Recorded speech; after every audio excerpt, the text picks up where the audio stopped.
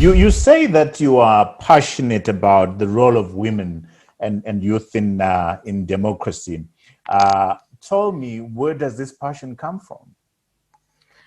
For women, it's that thing I mentioned earlier Yeah. where you're raised by a single, woman, ugogo, who grew up in a community where you're looking at her, she didn't finish primary school, number Yeah. one. She never worked her entire life.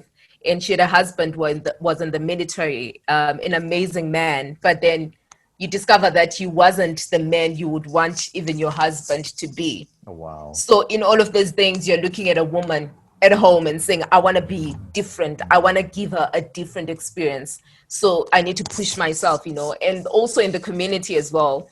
I was looking at young girls. There are girls my age that are mothers of 2, 3 kids right now. There are girls that were younger than me that would be pregnant before they finish school.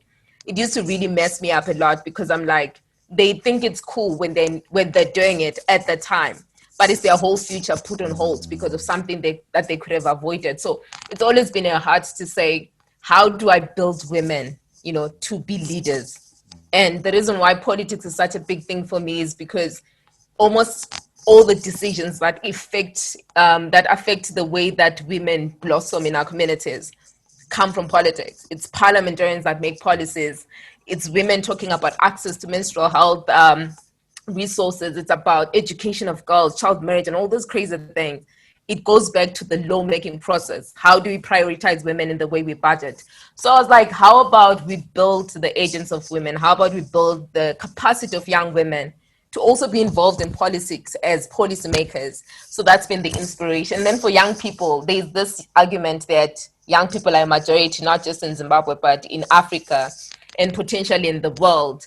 And for me, it's amazing to know I fit into the women demographic and the young people demographic. But one of the things I always understand is that I'm not young forever.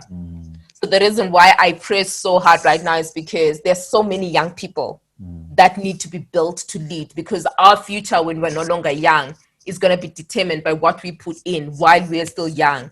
And even the way that we lead as young people, it then motivates the younger ones to see themselves and say, I want to lead as well, because I think a better Zim benefits all of us. So that's what I'm trying to do, build the agency and capacity of women and youth to be a part Wow. of the processes that change.